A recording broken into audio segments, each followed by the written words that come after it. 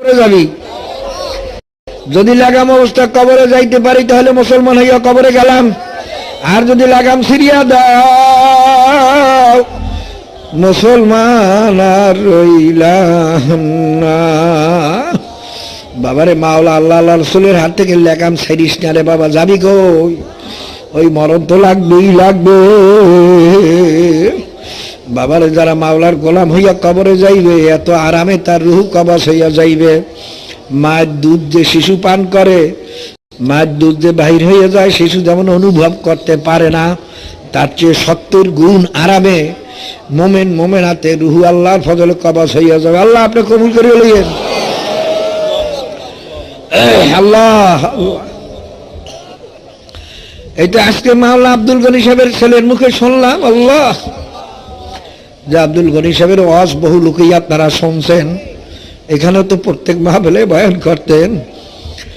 ইন্তেকালের আগে হুসটুস সব ঠিক আছে, কাহাবা আর খাইবেন না কাল না বাবা আমার দুনিয়ার খাওয়া শেষ। কাল বাবা কিছু আমাদের নসিহত করবেন না, কাল বাবা আমার দুনিয়ার কথাও শেষ। বাবা আমার হাত পাওটা ঠিক করিয়ে দাও। এই জোরে জোরে জিকির করতেছে সম্পূর্ণ হুশ। কাল আসতে দেখেই কই জিকির বন্ধ হইয়া যাইতে আছে, তখন আমরা কোরআন শরীফ পড়াও বন্ধ করলাম। দেখেই জিকির করতে করতে আসতে ঘুমাইয়া গেছে। আর দুনিয়াতে নাই বাবা, মরবো তো তুমিও মরবো আমিও মরবো, কিরকম মৌত হবে। আল তানজুর নাফসুম মা কদ্দামাত লিগাদ, মৌত কিরকম হবে যা চিন্তা করিয়া মরিও। এই যে মাল্লা ইসমাইল সাহেব ওয়াজ করলেন শুনছো, ওনার হালকার এক মুজাহিদ বাবা একেবারে মুমূর্ষ অবস্থায়, মেয়েও আসছে জামাইও আসছে, অসুখের কথা শুনিয়া বাবারে ব্যান রাতে কাল কাল সবের সাথে হইছে। তখন ডাক দিছে দুলা মিয়া তাড়াতাড়ি আসেন, যে আজান দেন, আমি আজান শুনিয়া বাড়ি যাব।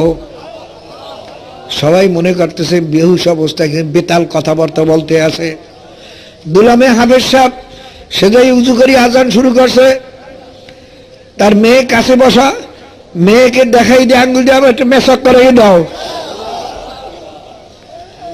মেসাক করতেছে দুলা মিয়া যখন শেষে লা ইলাহা ইল্লাল্লাহ বললেন, বলার সঙ্গে সঙ্গে সে লা ইলাহা ইল্লাল্লাহ বলিয়াই শেষ হইয়া গেল। আজান শুনিয়া তিনি বাড়ি গেলে।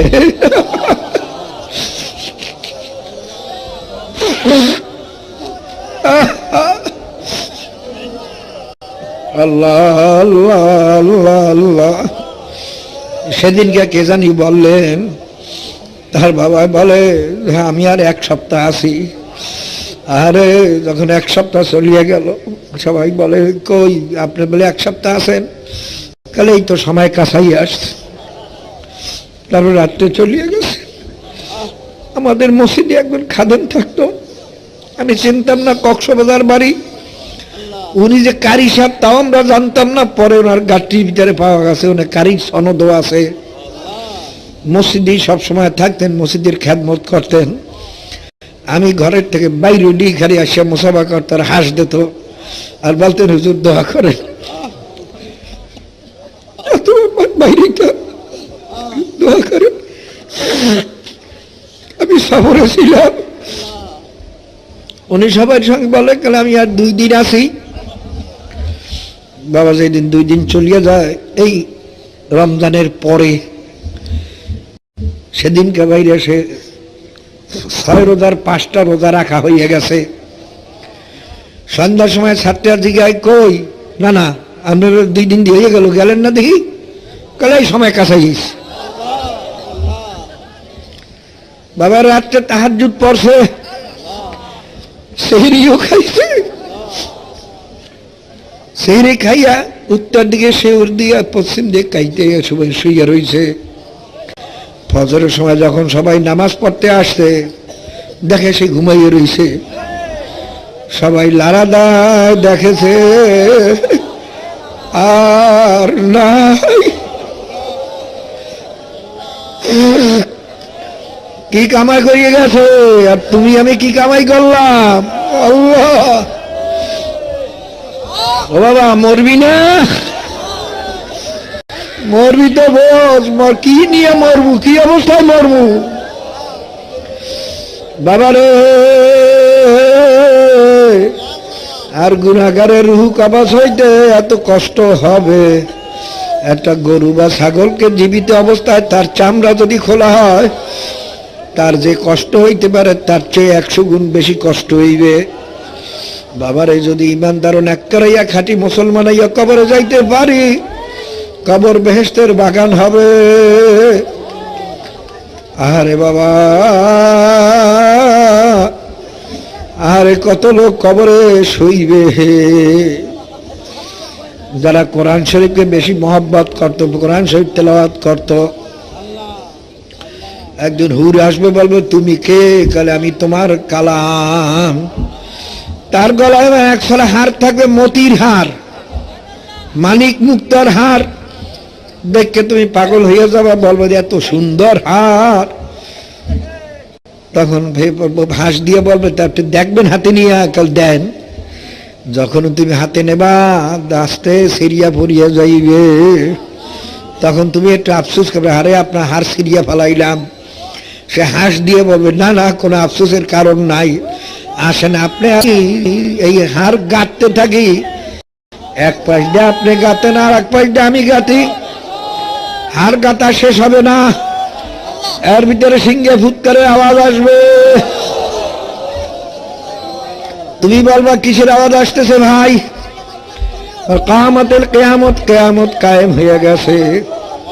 তখন তুমি একটু ভয় পাবা, কিয়ামত তো বড় ভয়ানক জিনিস।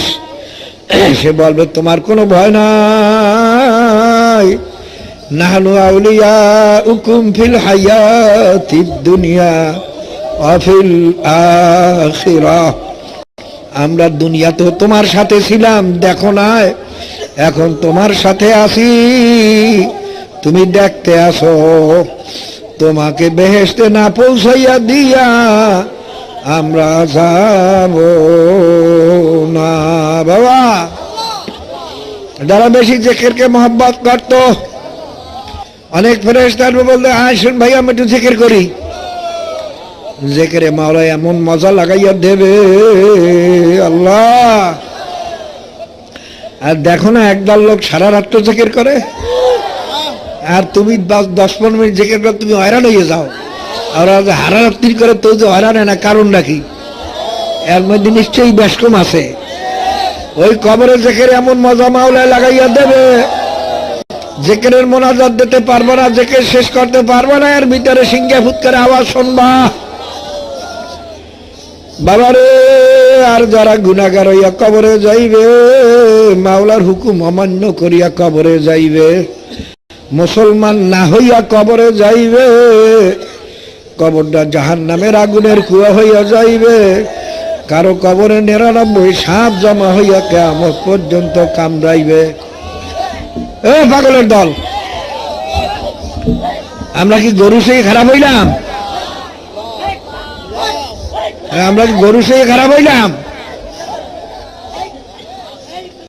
গরুর যতই বুঝা হয়, গরু পরের ধান খাবি না, খড় নেবো, মারবো, চামড়া খুলবো, গরু তো ধান খাওয়া ছাড়বে।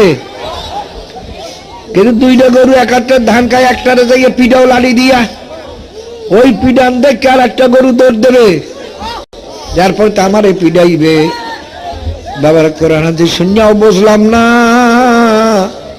মাওলা আবার কত দেখাইয়া দিতে আসেন। কত কবরে আগুন দেখা যায়, কত কবরে ধোঁয়া দেখা যায়, কত কবরে সাপ বিচ্ছু দেখা যায়। বাবার এক মুন্সি সাহেব আমার কাছে একদিন বলে, হুজুর, সে বোধহয় মাহফিলে এখনো আছে, দেখা হয়েছে আমার সাথে। বাবার মুন্সি সাহেব বলে, হুজুর, আমি বাড়ি যাওয়ার সময় রাত্রে হলকা করিয়ে রাত্রে 11টার সময় যাইতেছি, তখন থেকে আমি পুষ্করির পশ্চিম পার দিয়ে যাইতেছি। পার কয় না তোমাদের দেশে? পার।